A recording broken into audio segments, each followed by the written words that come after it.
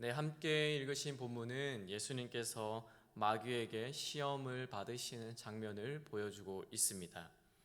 예수님은 세 차례 마귀에게 시험을 받으셨는데 이 시간에 그 두 번째 시험 받으셨던 그 이야기를 함께 나누고자 합니다. 마귀가 예수님을 높은 곳으로 이끌고 올라가서 천하만국을 보여주었습니다. 그리고 6절에서 이렇게 말합니다. 이 모든 권위와 그 영광을 내가 너에게 주겠다. 이것을 나에게 넘겨준 것이므로 내가 원하는 자에게 주노라. 그러므로 네가 만일 나에게 절하면 다 너의 것이 되리라. 이렇게 말했습니다. 마귀가 세상의 모든 권위와 영광이 자기 자신에게 있다고 말합니다. 왜 그것이 자신에게 있냐면 자신에게 넘겨주었다. 자신이 넘겨받았기 때문이다 라고 말합니다. 그리고 또 누군가에게 그 영광과 권위를 줄 수도 있다고 말하고 있습니다. 우리는 여호와 하나님이 천지를 창조하시고 또 온 우주를 다스리시는 분이다라는 것을 아주 잘 알고 있습니다. 마귀보다 하나님이 더 크신 분이시다는 것도 잘 알고 있습니다. 그런데 마귀는 자기에게 세상을 다스리는 권위와 영광과 권세가 있다고 말합니다. 이게 어떻게 된 일입니까? 마귀가 예수님을 속이고 있는 것일까요? 아니면 정말 하나님이 아닌 마귀가 세상을 다스리는 권세가 있는 것일까요? 그것을 창세기 1장에서 하나의 이야기를 통해서 우리가 살펴볼 수 있을 것 같습니다. 창세기 1장에서 하나님께서는 첫사람 아담을 만드시고 그에게 한 가지 사명을 주셨습니다. 1장 28절에서 이렇게 말씀합니다. 하나님이 그들에게 복을 주시며 하나님이 그들에게 이르시되 생육하고 번성하여 땅에 충만하라. 땅을 정복하라. 바다의 물고기와 하늘의 새와 땅에 움직이는 모든 생물을 다스리라. 이렇게 말씀하셨습니다. 하나님이 아담에게 땅의 모든 것들을, 모든 피조 세계를 다스릴 수 있는 권세를 주신 것입니다. 아담은 하나님의 방식대로 그리고 하나님의 성품대로 다스리는 것을 통해서 에덴이 점점 넓어지고 점점 확장되어지는 것, 그런 부르심을 받은 것입니다. 또 2장 19절에서는 이렇게 말씀합니다. 여호와 하나님이 흙으로 각종 들짐승과 공중의 각종 새를 지으시고 아담이 무엇이라고 부르나 보시려고 그것들을 그에게로 이끌어 가시니 아담이 각 생물을 부르는 것이 곧 그 이름이 되었더라. 이렇게 말씀합니다. 하나님께서 이렇게 말씀한 것입니다. 아담아, 네가 이것들의 이름을 한번 지어봐라. 그러면 내가 네가 이름 지은 대로 나도 같이 부르겠다 라고 말씀하시는 것입니다. 창조주 하나님이 자신의 창조 사역에 아담도 함께할 수 있도록 하신 것입니다. 그런 권세와 영광이 태초에 에덴에 살던 아담에게 있었던 것입니다. 그런데 우리가 잘 알듯이 뱀의 꾀임에 넘어가 아담이 범죄합니다. 하나님과 같이 높아지고자 했던 뱀처럼 아담도 하나님과 같이 되고자 했던 것입니다. 그렇게 하나님의 말씀을 듣지 않고 뱀의 음성을 듣고 그것을 따른 것입니다. 그때 아담은 하나님께서 주신 땅을 다스리는 그 모든 권세를 마귀에게 빼앗긴 것입니다. 더 솔직히 말하면 빼앗겼다기보다는 순순히 마귀에게 넘겨준 것입니다. 누가복음에서도 마귀도 말하기를 자신이 빼앗았다고 말하지 않고 넘겨받았다고 말하고 있는 이유이기도 합니다. 이처럼 권위를 넘겨주고 받는 것은 관계를 통해서 이루어지는 것입니다. 하나님께서 아담에게 땅을 다스리는 권세를 주신 것은 하나님께서 아담의 창조주이고 아담이 하나님의 피조물이기 때문입니다. 그리고 하나님이 아버지가 되시고 아담이 아들이 되기 때문에 그렇습니다. 그런데 아담이 마귀의 말을 듣고 그대로 행하여 범죄한 것은 하나님과의 관계를 끊고 마귀와 또 원수와 관계를 새로 맺는 것이며 그의 종이 되는 것을 의미합니다. 다시 우리가 누가복음으로 돌아와서 마귀는 예수님에게 자신이 아담에게서 건네받았던 그 권세, 그 영광을 예수님에게 주겠다라고 말합니다. 사실 마귀도 잘 압니다. 예수님이 하나님의 아들이시다는 것, 그리고 자기가 갖고 있는 영광과 권세가 원래는 예수님께서 가지셔야 한다는 것, 그리고 비록 지금 예수님이 시험하여 맞서고 있지만 실상은 자신이 예수님을 이길 수도 없고 예수님의 그 영광과 그 위엄 앞에 자신이 설 수도 없는 존재라는 것을 마귀도 잘 압니다. 그렇지만 마귀 입장에서 자신이 가진 것, 이제까지 아담 이후로 자신이 누렸던 것을 순순히 내놓을 수는 없는 것입니다. 그래서 그럴싸한 말로 예수님을 시험합니다. 나에게 절을 하면 이 영광과 권세가 다 너의 것이 될 것이다. 내가 너에게 다 줄 것이다 라고 말하는 것입니다. 예수님께서 그것을 위해서 이 땅에 오신 것이 맞습니다. 첫 번째 사람 아담이 에덴 동산에서 범죄하는 순간 마귀에게 건네주었던 그 권세를 다시 되찾아오는 것이 예수님의 이 땅에 오신 이유 중에 한 가지입니다.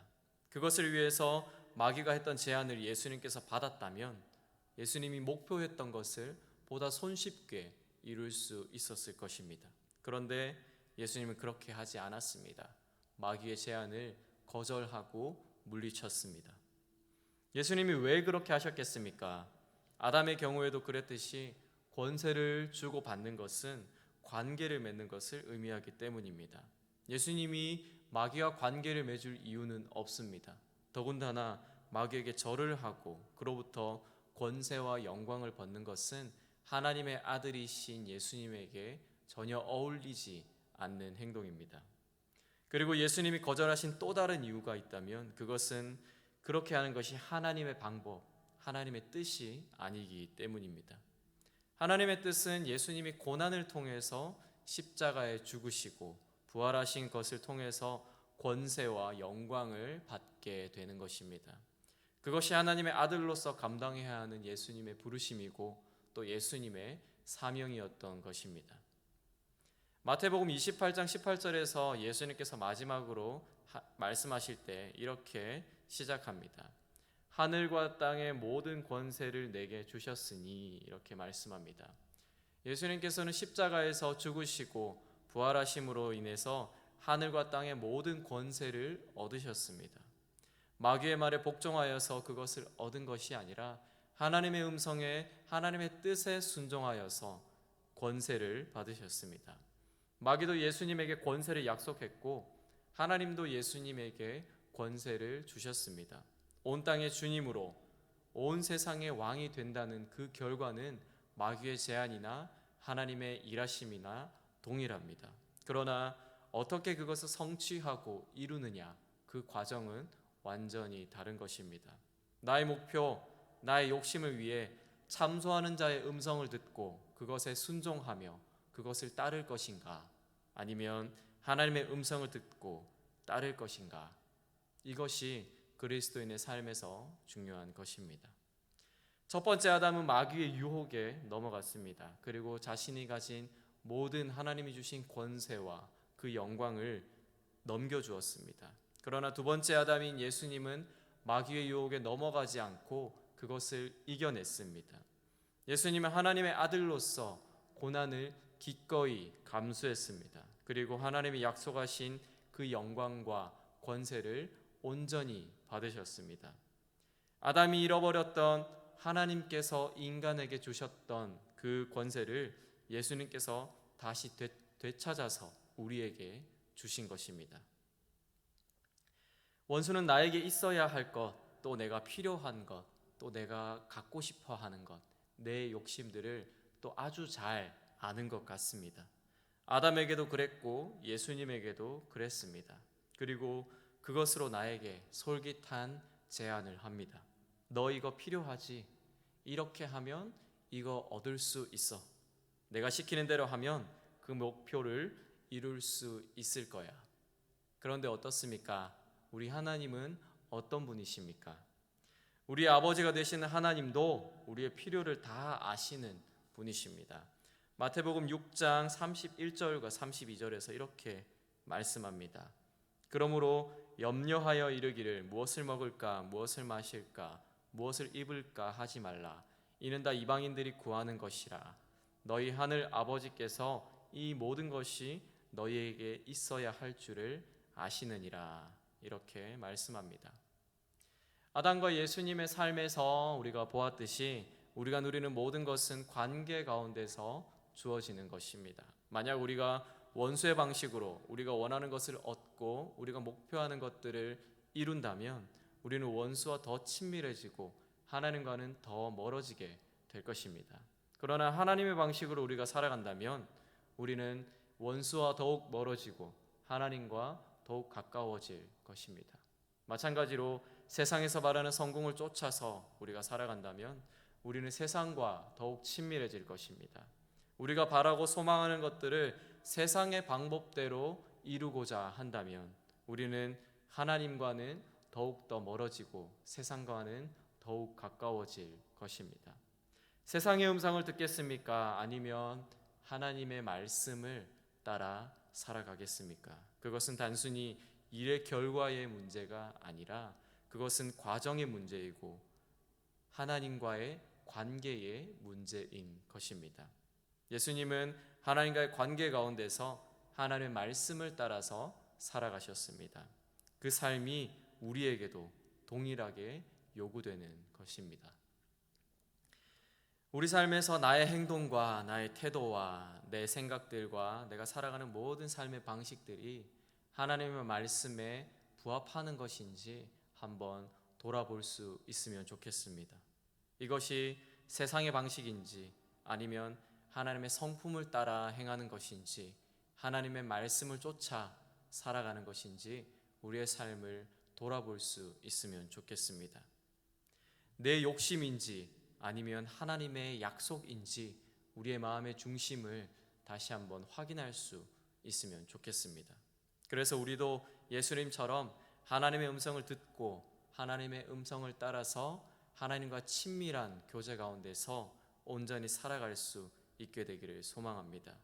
오늘 하루에 우리의 삶 가운데서 그렇게 하나님과 관계하고 하나님의 음성을 듣고 그분의 말씀을 쫓아 행하는 모든 동네 제일교회 성도님들이 되시기를 소원합니다.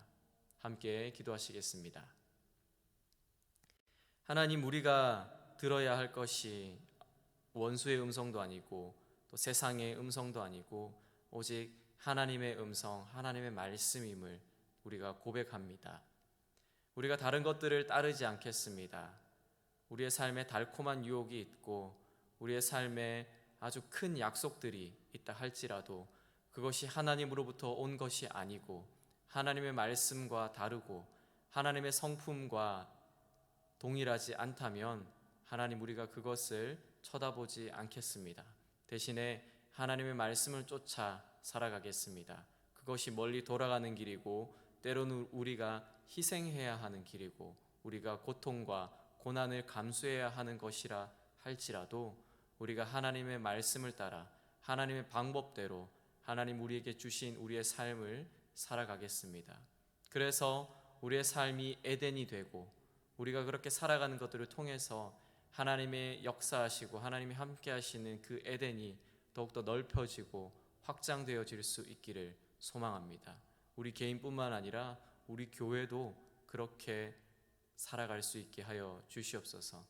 이 땅 가운데서 이 교회가 그렇게 빛과 소금으로 하나님 나라를 넓혀 나가고 회복시켜 나가는 자들로서 세워질 수 있게 하여 주시옵소서. 오늘 하루 우리의 삶을 하나님께 드립니다. 우리가 하나님 안에서 살아갈 수 있게 하여 주시옵소서. 감사합니다. 예수님 이름으로 기도드립니다. 아멘.